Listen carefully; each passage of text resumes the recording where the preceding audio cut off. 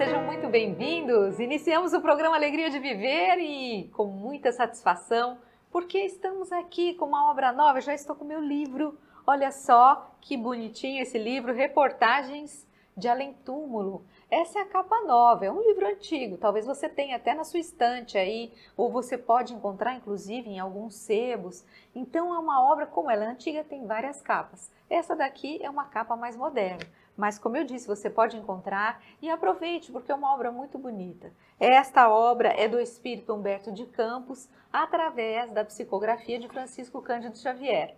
E nós falaremos um pouco a respeito, falaremos sobre alguns capítulos, sempre com a leitura, o comentário, tentando trazer para vocês o ensinamento da espiritualidade. E Humberto de Campos nos traz muitas informações do plano espiritual, de pesquisas que ele faz. Então, são sempre obras muito instrutivas. E se você já está conosco há algum tempo, assista também os programas anteriores, que eu tenho certeza que você vai aproveitar e vai aprender bastante.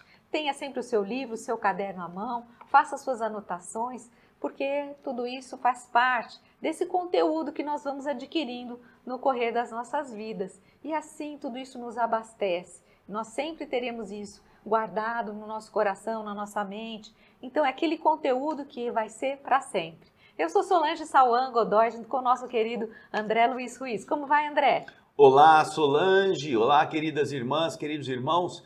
É sempre muito gratificante podermos tratar de uma obra nova com conteúdos espirituais, ainda mais neste período da vida na Terra, porque a Terra está sendo transformada. E a transformação não é a transformação física, não. Essa pode até acontecer, mas a transformação que interessa ao ser humano é a transformação de sua alma, do seu ser interior. E essa transformação, para que ela aconteça, a melhor forma não é ficar esperando a dor bater nas nossas portas. A melhor forma é nós aprendermos e, com o aprendizado, mudarmos aquilo que está a nosso alcance. Nada, então, está impossibilitando a gente de ser diferente a não ser a nossa vontade, com base na compreensão. As obras de Humberto de Campos são sempre muito ricas, são sempre muito instrutivas, porque elas ilustram essas dificuldades. E, particularmente, o programa que hoje estamos fazendo vai tratar de um capítulo do livro Reportagens de Além Túmulo, como nós já vimos nos programas anteriores, que se dirige diretamente às pessoas que têm alguma religião, que assumem um compromisso religioso na sua frequência ritualística, na sua estrutura superficial, que a religião, o indivíduo entra nela, mas a religião não entra nele. É importante mostrarmos para a nossa consciência esse relato de uma maneira a que nós entendamos o verdadeiro significado desse projeto espiritual de renovação. Quando nós não renovarmos a essência, nós estaremos apenas com a casca melhorada, mas cobrindo, como Jesus dizia, um sepulcro podre por dentro. Não devemos então ter esse comportamento, que é, aliás, herança de muitos e muitos séculos de dogmatismo, de muitas aparências, de comportamentos ritualísticos ou cerimoniosos, que a gente vai herdando das vidas anteriores como membros de outras religiões. E quando chegamos na doutrina espírita, em contato novamente com o Cristo simples e verdadeiro, nós nos deparamos com essa realidade que Humberto de Campos vai nos relatar aqui hoje, o capítulo 2. Este livro, como está bem explicado por Humberto lá na introdução, que nós já fizemos, aliás, este livro é um relato que Humberto faz sobre casos reais, que ele trocou os nomes das pessoas. Nós já vimos no programa anterior as amarguras de um santo, e você pôde ver que há nome, que há endereço, que há detalhe específico de quem ele está citando, mesmo que ele tenha trocado o nome, nós encontramos, tá vendo? Nesse segundo capítulo, nós buscamos alguma referência, porém ele não nos deixou nenhum tipo de ponta solta. Então, nós não chegamos a identificar quem é esse ser a que ele se refere aqui. Esse ele camuflou bem. Esse ele deu uma boa escondida. Mas você vai acompanhar alguma coisa que, mesmo que a gente não saiba a que espírita se refere a todos nós. Serve para nós todos. E não só para os espíritas, serve para os religiosos em geral, porque muitos têm este comportamento que nós vamos ver aqui. Porém, antes, nós vamos... Quer falar, Solange, alguma coisa? Não, isso mesmo. Na verdade, não importa, né, André? Na verdade, não importa quem é. O que importa é a experiência, é o conteúdo, e é algo que vocês vão gostar. É bem interessante. Então, agora você vai ver a nossa vinheta de introdução e logo depois nós vamos dar continuidade com a leitura e comentário desse capítulo 2. Vamos lá?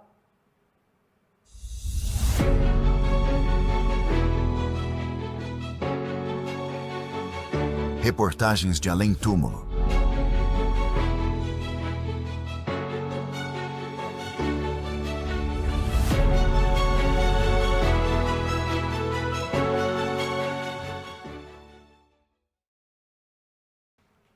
Aí está a nossa introdução. E agora nós vamos começar esse capítulo que você viu anunciado aí. A Solange vai colocar o primeiro slide, onde estão algumas dessas informações. Irmão Severiano.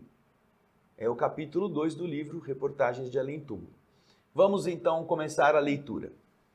Severiano Fagundes era dos melhores doutrinadores do espiritismo numa das grandes capitais brasileiras. Sua palavra vibrante era muito admirada nas tribunas doutrinárias. Sua presença, um estímulo aos companheiros. Temperamento expansivo, era portador de expressões alegres e vivas. Ótimo organizador dos serviços de intercâmbio com o invisível. Ele era um ótimo trabalhador nessa área da mediunidade com os demais médiuns. Tinha especial aptidão, quando ele conversava, para convencer as entidades duras, teimosas, recalcitrantes, embora não conseguisse convencê-las de todo, em referência aos deveres espirituais que eles deveriam então começar a atender. Ele sabia elucidar os médiuns, explicava, orientava as dúvidas dos médiuns. Ele sabia formar as sessões práticas, transmitir verbalmente os ensinamentos recebidos. Ele tinha bastante habilidade nisto. Surgiam obsidiados? Lá estava o Severiano combatendo os agentes da discórdia, esclarecendo obsessores infelizes. Entretanto, o poderoso doutrinador, o Severiano, além de profundamente arbitrário em seus modos de agir, ou seja, ele só fazia o que ele gostava. Ele tinha atitudes assim muito próprias do eu. Eu quero isso, eu vou fazer assim. Então, além disto, ele parecia gostar de certas irregularidades da vida. Se algum companheiro se aproximava prudentemente, com cuidado, e lhe falava dos perigos que semelhante situação poderia acarretar, Severiano fazia o quê? Ele pouco se lixava, ele dava de ombros e perguntava: ora, mas o que tem isso? São futilidades da existência humana. A verdade é que nunca me viram faltar aos deveres para com a doutrina, dizia ele. Compareço pontualmente às reuniões. Não me furto ao trabalho de esclarecimento dos irmãos perturbados, nem me nego ao concurso fraternal das atividades mais pesadas do nosso grupo. Essas eram argumentações que o irmão Severiano usava. Quando alguém lhe dizia: ah, Severiano, olha, você não acha? Eu vi você tomando umas birita, sei lá, na festa. Você não acha que é complicado você usar esse tipo de substância assim, de forma tão exagerada, porque você ficou trançando as pernas? Não, isso não tem nada a ver, isso é coisa do mundo. No centro espírita, eu não falto, não atraso, cumpro meus deveres. Então, alguém dizia para ele: Severiano, você acha que gastar o tempo com essas futilidades do mundo, com essas bobagens que representam tão bem os defeitos humanos, será que isso não é complicado? E dentro desse aspecto, eu vou contar para vocês uma história que eu li quando fomos visitar um leprosário no Centro Espírita, lá em Pirapitingui. Havia um cartaz, uma história escrita, colocada num tapume que ficava ali para separar a entrada do Centro Espírita. E dizia assim, o indivíduo era doutrinador, parecia que era o Severiano. E ele dizia, lá estava escrito que um certo dia, ele estava numa reunião mediúnica conversando com uma entidade.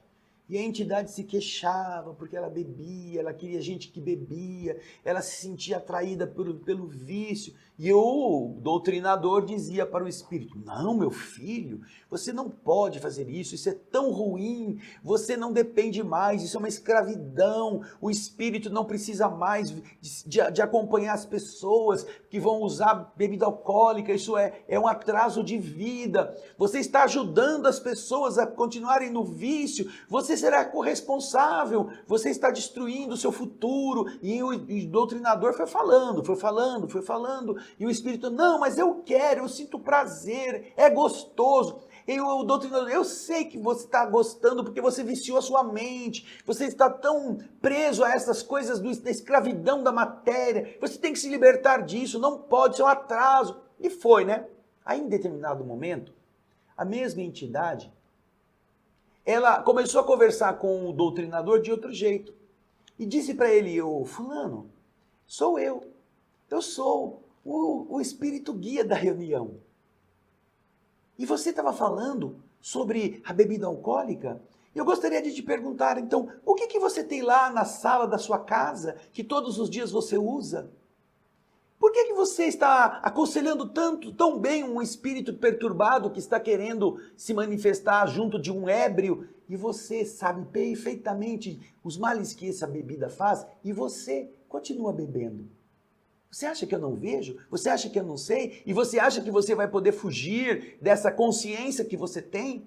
Como você pode falar para o espírito? Porque de verdade, a entidade, antes de falar isso, ela assumiu, como você fala para mim parar de beber se você bebe na sua casa toda noite, eu sei que você bebe. Quando ele falou isso, o doutrinador levou um choque, e é aí que o espírito se manifestou da forma correta, que era o mentor da casa, o mentor da reunião, para mostrar ao esclarecedor que ele estava falando para o espírito que ele achava que era um viciado, ele como viciado também. Porque todo dia ele bebia, seja uma cerveja, seja uma taça de vinho, constantemente. E isso me faz lembrar exatamente o que o Severiano aqui está dizendo. Eu chego direitinho, eu não tenho bafo de pinga, eu chego no horário, eu tomei meu banho, estou perfeitamente ajaezado, perfumadinho para o trabalho. Qual o problema? Essas coisas são coisinhas do mundo, são as coisas do dia a dia. Vamos ver se é assim que funciona no plano espiritual? Ele dizia isso, né? E aí, Solange? E aqui o texto consegue, a vida passava para Severiano. Nosso amigo tinha seus casos tristes, suas situações escabrosas, mas continuava impávido no arrojo da pregação. Não faltava às sessões, mas esquecia a família. Doutrinava os espíritos mais cruéis, entretanto alegava não tolerar a esposa que Deus lhe havia confiado, porque não pudera compreender o espiritismo à sua maneira. Ou seja, a esposa, ele não tolerava a esposa porque a esposa não compreendia o espiritismo à maneira do Severiano.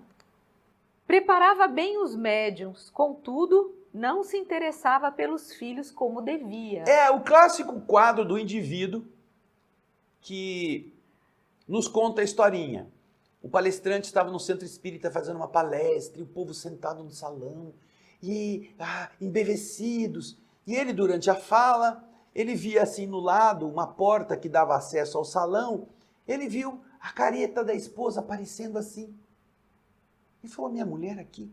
Aí ele viu mais embaixo a cabecinha de 2 filhos que ele tinha, que também foram lá. E de onde ele estava, como ele estava numa tribuna um pouco mais alta, ele percebeu que eles estavam carregando umas maletas. Tinham chegado no salão, naquele cantinho, e tinha umas malas.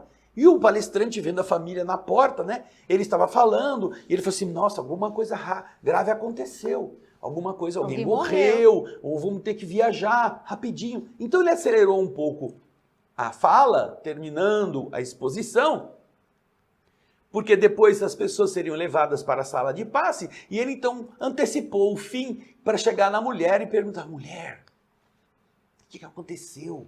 Alguém morreu? E ela disse, não, ninguém morreu. Ué, mas você veio aqui com as crianças? É, eu vim.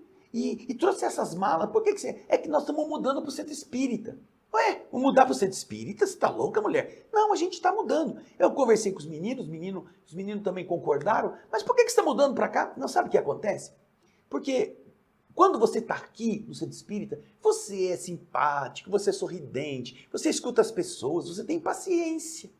Mas quando você está em casa, você é apressado, você é irritado, você tem um monte de problema. Então, a gente conversou com os nossos filhos, e os filhos falaram assim, ai mãe, eu gosto tanto do meu pai lá no centro espírita. Eu falei assim, eu também. Vamos mudar para lá? Vamos mudar para lá. Então a gente trouxe as malas para cá, porque a gente vai morar aqui, porque a gente gosta de você aqui, como você é aqui, não como você é lá em casa. Aí ele entendeu, né? Como o povo costuma dizer, caiu a ficha, né? Poxa vida, não... E isso é um perfil muito comum, em que pessoas que trabalham com o público em áreas religiosas costumam ser assim, delicados, parari, piriri, parará. Aí você pega essa pessoa e filma ela lá no campo de futebol, quando o time dela está jogando. Vê os palavrões que saem da boca, a gritaria, a insatisfação, o ódio, a raiva, o nervoso, e compara com aquela pessoa que na igreja, ou no grupo de oração, ou na entrevista fraterna, está lá, não, tenha paciência, não use más palavras, as palavras chulas atraem entidades inferiores, é a mesma pessoa. Que estranho isso, né? É o caso do Severiano. Eu não estou falando que é o nosso caso, o seu, o meu, não. É o do Severiano, aqui na história, né, Solange? Vamos lá? É isso mesmo. E Severiano era um companheiro valente. Sabia animar, corrigir, resolver problemas difíceis, lançar incentivos eficazes. Os anos passaram sobre o quadro de seus serviços. O ardoroso doutrinador foi chamado a esfera espiritual. Ele ouviu um assobio. Severiano, é a sua vez. E como ele era espírita, ele logo notou que já tinha visto o galo no olho, que já tinha batido a cacholeta, que já tinha chegado do outro lado da vida. Porque essa besteira todos nós vamos fazer. É a de morrer. Já tinha ido para o outro lado. E aí, Solange, o que aconteceu do outro lado com o Severiano? Vamos ver? Os anos passaram sobre o quadro de seus serviços. O ardoroso doutrinador foi chamado à esfera espiritual. Em virtude de seus conhecimentos relativamente à doutrina, Severiano percebeu que não mais pertencia ao número dos adormecidos na terra. Na carne. Você vê, adormecidos na carne. Humberto de Campos está lembrando aquilo que Jesus fala no Evangelho, né? Deixa que os mortos enterrem os seus mortos, os adormecidos na carne. Porque geralmente a carne é uma cama onde os espíritos vêm dormir, ao invés de poder trabalhar, poder ser agentes da transformação. Entre os adormecidos da carne, Severiano, que já conhecia um pouco da doutrina espírita, sabia que ele não estava mais. Então, continuando. Estava plenamente convencido da transição fenomênica da morte do corpo. No entanto, como no plano invisível cada criatura somente poderá ver através da luz que acendeu na própria alma, o grande propagandista dos princípios doutrinários, com imensa surpresa, não encontrou os amigos espirituais com que contava, não obstante os esforços de todos em seu favor. Ele morreu, está do outro lado e não encontra ninguém que ele achava que ia encontrar. São Pedro, São Juvenal, Santa Maria, desatadora do... Ninguém apareceu lá para desatar os nós do cara. Chegou do lado de lá, assim, sem notar onde é que ele estava. Ele tinha feito tanta coisa, mas agora onde que estão essas pessoas? Volta lá no texto que a gente vai continuar descobrindo isso. Não, espera aí, antes disso, olha que bonito isso aqui, ó, no finalzinho. No entanto, como no plano invisível, cada criatura somente poderá ver através da luz que acendeu na própria alma. Você é um farol, você é uma lanterna. Você tem que acender a sua luz, porque é a sua luz que vai iluminar o seu caminho. Isso. Se você não acender, você é uma lanterna que tem pilha, mas está apagada. Não está produzindo a iluminação. E Severiano não encontrou ninguém. Ninguém, não via. Não via. Tinha, né? E aí? Vamos Tinha lá. muita gente querendo ajudá-lo, mas ele não enxergava. Vamos lá? Viu-se sem rumo, entre sombras e paisagens confusas.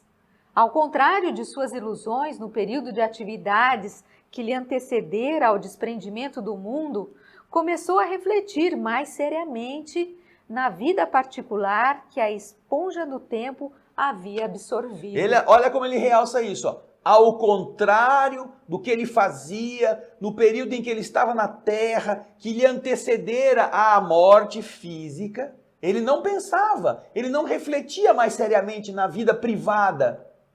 Ao contrário, chegou do lado de lá, começou a pensar. Ai, agora ele revia os mínimos detalhes das ocorrências pequeninas. Sabe quando você deu um pontapé no cachorro porque você estava nervoso? Sabe quando você deixou quebrar as coisas porque você estava irritado? Sabe quando você começou a falar palavrão contra o vizinho porque você não se controlou? Sabe quando você parou em fila dupla só para resolver o seu problema e os outros que se danem? São os detalhes pequeninos da vida, que as pessoas não se preocupam. Elas querem acertar no atacado e elas relaxam no varejo. Elas querem ser grandiosas, serem reconhecidas como mensageiras. E elas levam a mensagem de qualquer jeito. Então, continua a fala de Humberto de Campos relatando o que o Severiano agora está pensando. Vamos lá? Ele agora reviu os mínimos detalhes. Teria se comportado bem nessa ou naquela circunstância? A consciência lhe dizia que não, que ficaram muitas tarefas por fazer, em virtude da deficiência de seus esforços. Sempre tão pronto para ensinar aos outros e sempre deficientes para ele mesmo se transformar. À medida que se escoavam os dias, observava a multiplicação dos remorsos e dores íntimas. O tempo ia passando, ele estava naquela análise interior, né, do que ele havia feito. O tempo passava e ele naquele remorso, remoendo dores íntimas. O pobre amigo não sabia explicar o seu mal-estar. Qual o motivo da paisagem escura que o cercava? Certo dia, Severiano chorou como criança, nas súplicas que procurou elevar a Deus. Como disse o André, chega uma hora que a ficha cai, né? Então agora ele já ciente do que ele tinha feito de errado, de como ele não havia se esforçado o tanto que deveria, chega aquele momento que você se encontra consigo mesmo e aí você desaba. Chorou como criança, nas súplicas que procurou elevar a Deus. E isso representa tudo aquilo que as pessoas acabam tendo que descobrir às custas da sua própria desilusão, do seu próprio sofrimento. Essa é a hora da verdade, é a hora em que todos nós vamos estar despidos daquela fantasia que a gente vestiu quando a gente estava na terra, que a gente se achava o exemplo, a Coca-Cola última do deserto, a cereja do bolo, o mais importante, mais isso, mais aquilo que eu já recebi, eu trabalho na casa espírita. Você já viu o trabalhador espírita com currículo? Já viu isso? Ah, eu sou trabalhador desde não sei quando, já frequentei esta casa, a outra casa, lá eu dava passe, lá eu fazia palestra, lá eu ajudava na cirurgia espiritual, eu era tudo lá. Então, e por que você não ficou em nenhuma? Por que você não continuou lá? Por que você está pulando de galho em galho que nem saci sem perna? Por quê? Porque você não se adequou, não é? Porque você encontrou uma pessoa que às vezes queria te colocar em determinadas situações de cobrança e você não gosta de ser cobrado. Tinha pessoas que gostavam. Eu queria estar no lugar do fulano, mas ninguém me deixou. Você queria realce. Mas a pessoa era muito ríspida, era muito rigorosa. Você queria alguém para passar a mão na sua cabeça. Quando foi que você agradeceu a Deus por ter encontrado um disciplinador na sua vida? Uma pessoa que colocou você para fazer as coisas como devia, segundo os critérios daquele grupo. Quando foi que você agradeceu a Deus? Porque se você se incomodou é porque tem alguma coisa em você que não está bem com aquilo, né?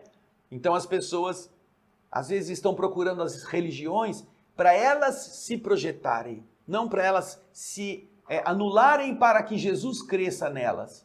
Elas querem ser as importantes. E no caso, Severiano agora está descobrindo tudo isso do lado de lá, na escuridão. Né, Solange? É isso mesmo. Lembrou as reuniões em que ele havia ensinado austeras disciplinas.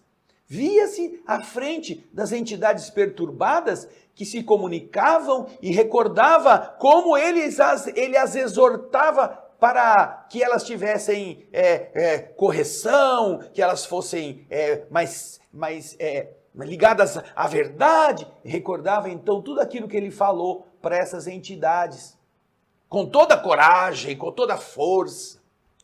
E fazendo isso, Severiano chorou. É verdade que como homem, havia errado muito, fugindo aos trabalhos próprios da sua vida, pensava ele. No entanto, havia se devotado à doutrina dos espíritos, espalhara consolações e conselhos. Nesse instante, uma sincera compunção parecia arrebatá-lo a lugar diferente. Viu-se numa paisagem mais leve, à frente de uma entidade de semblante divino que o contemplava carinhosamente. Antes disso, Solange, vamos pensar um pouquinho. Ele estava confuso, né? Dentro dele havia um conflito. Ele sabia que ele não tinha sido um homem correto. No entanto, ele também tinha feito o bem. Ele tinha ajudado, ele tinha falado com entidades, ele tinha orientado. Então, ele não entendia o quanto cada uma destas coisas podia neutralizar a outra. E isso fez ele entrar num estado de ensimesmamento, de tristeza, sabendo que ele tinha deixado coisas para fazer. Ele chorou. O choro representa o reconhecimento de nossa fragilidade, de nossos equívocos, da vergonha de não termos feito o que achávamos que estávamos fazendo corretamente. Então, quando ele faz isso, quando ele se despe e ele entende que ele já não é mais o importante doutrinador, o exemplar da instituição que ele frequentava, ele se livra daquele tipo de enrosco que o orgulho cria. É o orgulho que faz isso. O orgulho cria para iludir a pessoa, como uma casca que impede que essa pessoa possa ver a verdade. Então, quando ele conseguiu romper isto, e estava nessa dúvida, eu não fui um assassino, eu não matei as pessoas, não roubei, eu cumpri certos deveres por amor aos que estavam sofrendo, ainda que eu tenha errado em outra área. Ele estava então muito conflitante, ele se viu transportado, ele mudou o seu padrão vibratório e ele se viu num outro lugar, porque agora ele começa a acender um pouco da iluminação que a humildade propicia ao espírito. Enquanto ele é o eu sou porque eu não sei porque eu estou aqui, Deus não é justo comigo, eu estava na casa do Senhor trabalhando com tantas entidades e agora eu não tenho ninguém para me ajudar. Ele não estava mais nisso. Ele estava, puxa, eu devo ter feito muita besteira. E agora eu não sei direito. Quando ele mudou isso, que ele tirou a capa do orgulho ferido, ele então pôde ser levado a um outro ambiente. Ele pôde visualizar um outro ambiente onde estava uma entidade amorosa esperando por ele. Vamos ver. Viu-se numa paisagem mais leve à frente de uma entidade de semblante divino que o contemplava carinhosamente. Irmão, disse o Severiano, por que eu sofro tanto? Por quê? Que eu estou nessa situação tão complicada, que meus caminhos não têm luz. Por quê, irmão? Disse ele. Ele está querendo entender isto. E a resposta do Espírito se fez rápida. É que você acendeu muita claridade nos outros, mas esqueceu de você mesmo. Esclareceu a nobre entidade com um amoroso sorriso. E aí, Severiano, habituado a fazer isso na Terra, porque todos nós, quando somos defrontados por nossos defeitos, queremos explicar por que nós tivemos aquilo, como a gente costuma pôr culpa em alguém, como a gente coloca a culpa na forma como fomos criados, na dificuldade que a vida nos fez passar, e não em nós mesmos, né? Severiano começou a explicar. Ele lamentou a sua situação, falou longamente sobre tudo aquilo que aconteceu com ele. Porém, o mensageiro de Jesus perguntou a Severiano com uma fraternal vontade de ajudá-lo. Irmão Severiano, você serviu de fato ao Evangelho? Você serviu de fato? E o mísero hesitante respondeu, sim. Eu disciplinei muitos espíritos perturbadores. Eu fiz eles sentirem os deveres que lhes competiam. Eu falei com muitos deles. Eu tentei fazer eles se sentirem melhor. Você serviu? E aí então a generosa entidade pegou um grande volume, um livro grande, e disse com bondade, bom, Severiano, vamos ver o negócio aqui. A prova dos 9, sou eu que estou inventando, tá? Temos aqui o Evangelho. Aquele evangelho que você estudou no mundo. Vamos observar aquilo que você está dizendo. E o que a lição de Jesus diz com respeito a essa sua primeira alegação, de que você serviu ao evangelho. Vamos ver. E então, o Espírito elevado abriu automaticamente o livro, impulsionado por energias luminosas, e apresentou ao conhecimento do Severiano o versículo 4 do capítulo 23 do Evangelho de Mateus, versículo que diz o seguinte: Pois atam fardos pesados e difíceis de suportar, e os põem aos ombros dos homens. Eles, porém, nem com o dedo querem movê-los. Olha só o que Mateus está falando, capítulo 23, versículo 4. Alguém, fazendo referência ao que ele estava dizendo, costura, prende, amarra fardos pesados e difíceis de aguentar e coloca esses fardos nos ombros dos homens. Porém, estes que fazem isso, nem com o dedo querem movê-los.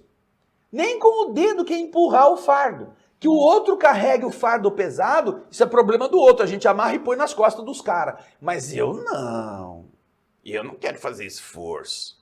É isso que Mateus está falando lá no Evangelho. Quando Severiano ouviu isso, ele naturalmente, bom doutrinador, esclarecedor de entidades perturbadoras, conhecedor da doutrina espírita com seus princípios mais luminosos, pensou, eu sou esse que amarrei fardo pesado e difícil para os espíritos, mas eu mesmo não quis usar para mim nem um pouquinho do esforço que eu falava para eles fazerem. Severiano ficou muito pálido. Recordou instintivamente tudo o que ele havia deixado de fazer no círculo de suas obrigações justas. E é como o generoso amigo espiritual o contemplava em silêncio, sorrindo com amor, o pobre irmão que lembrava as lutas da terra murmurou. Sabe, seu anjo, eu sei que não cuidei muito de mim como eu deveria. Porém, eu tive muita fé. Eu tive muita fé, fui muito cheio dessa crença real, verdadeira. E aí? O que o anjo falou para ele? Essas palavras foram proferidas com enorme desapontamento. Mas o emissário do Cristo voltou a dizer: Bem, então, Severiano, vamos ver o que o livrão aqui diz. O que o Evangelho nos fala sobre essa sua segunda alegação. A primeira é que ele tinha servido ao Evangelho. A segunda alegação é que ele tinha tido muita fé. Aí então, o livro mágico... Imagina essa cena, gente, um anjão... o livro mágico. Enorme, maravilhoso, com aquele livro, com aquele evangelho gigante, ele abre assim... Sabe aquele chapéu do Harry Potter? E as folhas vão virando. Sabe o chapéu do Harry Potter? Como é o chapéu... Como é que chama aquele chapéu? Tem vários. O seletor, chapéu seletor, né? O cara pegou o chapéu seletor, botou na cabeça do Severiano e agora vai abrir o livro. O livro abriu justamente na fé. Vamos ver lá o que o livro vai falar da fé que o Severiano disse que tinha. E surgiu o versículo 17 do capítulo 2 da Epístola Universal de Tiago em caracteres radiosos. Que dizia o seguinte, ó: assim também a fé, se não tiver as obras, é morta em si mesma. A fé sem obra é morta.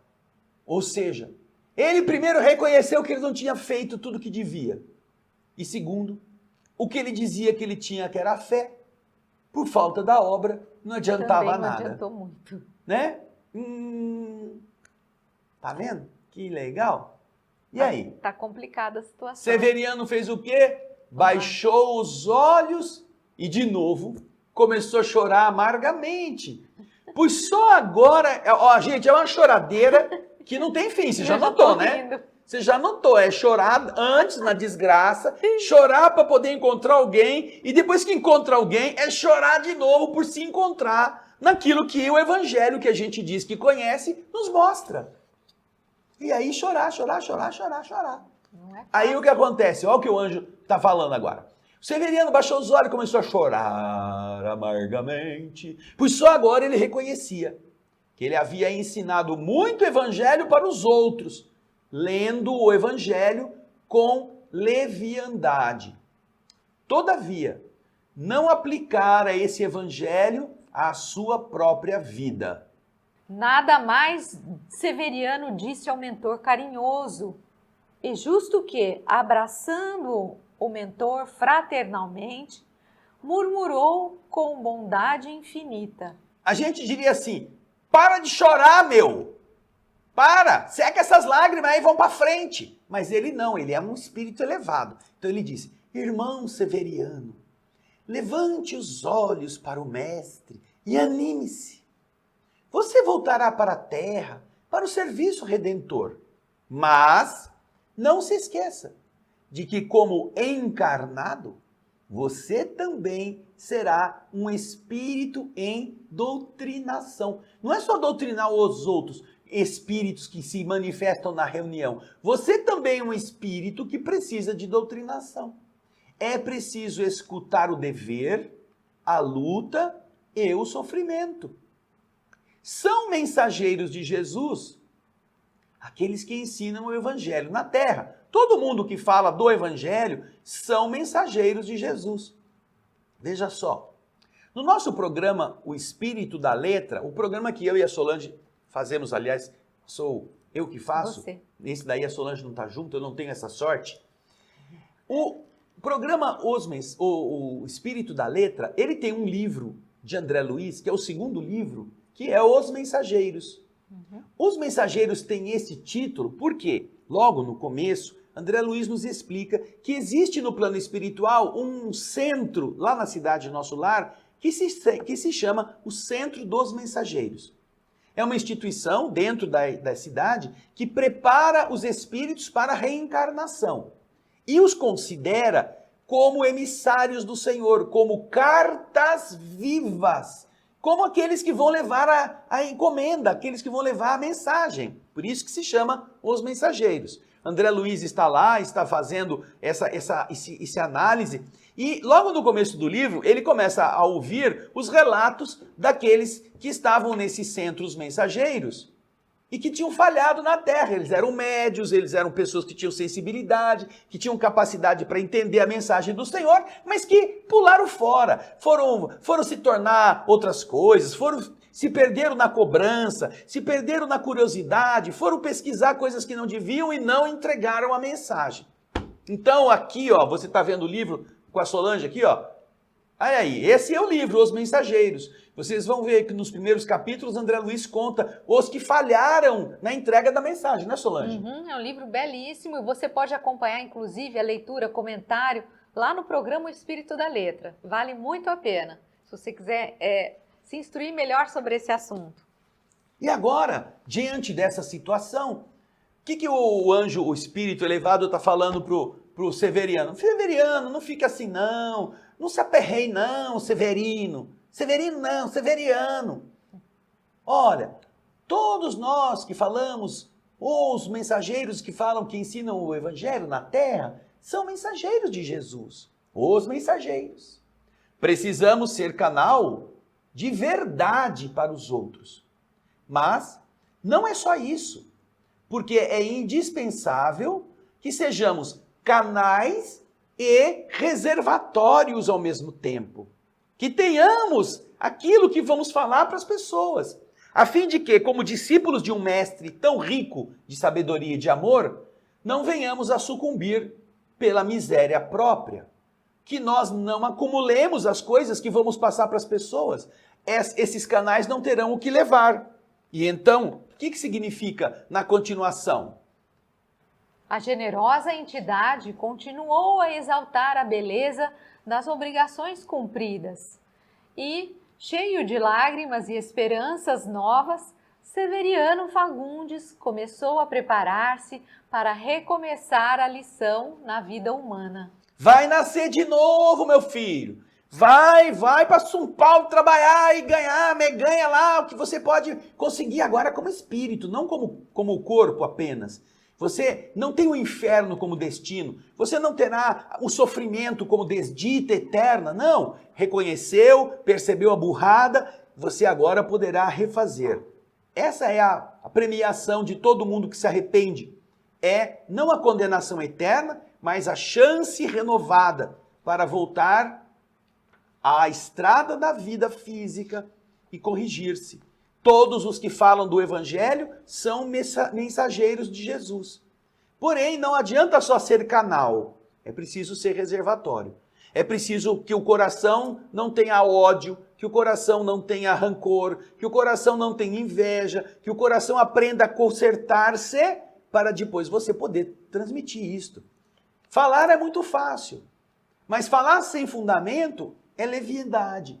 Se você não faz aquilo que você está recomendando, como é que um médico, cardiologista, pneumologista, fala para uma pessoa que é seu paciente que ele precisa parar de fumar e assim que o cara sai da sala, ele abre a gaveta e vai acender um cigarro?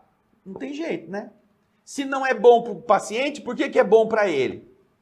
Então, ele tem conhecimento do que ele está conversando e ele será mais responsável por não fazer. É isso mesmo, né? A gente vê que o evangelho é esse roteiro de vida. E que ele não deve ficar só aqui no evangelho, no livro físico. Isso deve ficar dentro do nosso coração, das nossas mentes. E nós precisamos ser fiéis àquilo em que acreditamos. Então, é uma bela história essa para todos nós pensarmos a respeito do que estamos fazendo de verdade, das nossas vidas, daquilo que nós estamos vibrando, sentindo, de que maneira nós estamos sendo realmente sinceros e verdadeiros. Nós não seremos perfeitos nessa existência. Nós teremos defeitos, nós teremos fragilidades, nós teremos equívocos. Isso é comum no nosso estágio evolutivo. Mas nós não podemos sentar e falar, não, tudo bem, isso daí eu sou assim mesmo, da outra vida eu me conserto. Não, nós temos que lutar todos os dias para vencer essas etapas, reconhecendo nossas faltas e lutando para não repeti-las, para que nós tenhamos o amparo da espiritualidade como bons alunos. Os alunos na escola não tiram somente nota 10, mas se eles estudam, eles vão sair do 5, vão para o 7, depois vão para o 8,5, depois vão para o 9, até algum dia que eles chegam no 10. Isso Porque os mesmo. professores estarão atuando a benefício dele, porque ele é um bom aluno. Agora o vagabundo, o preguiçoso, que não faz nada nunca, não adianta, isso não vai querer tirar boa nota. Esse daí tem que ser reprovado. Esse aprimoramento é uma prática diária. De Isso. uma hora para outra a gente não consegue. Então pense bem se você não reclama da sua mulher, do seu marido. Pense bem se você não trata mal o seu vizinho porque você é irritado com ele. Pense bem se essas pequenas coisas não farão você ficar sem luz do outro lado quando chegar a hora de ir embora.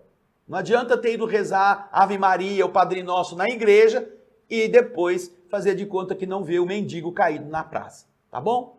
Pensemos nisso. É isso mesmo. Isso E aí. até o próximo Alegria de viver. Tchau, gente. Beijo.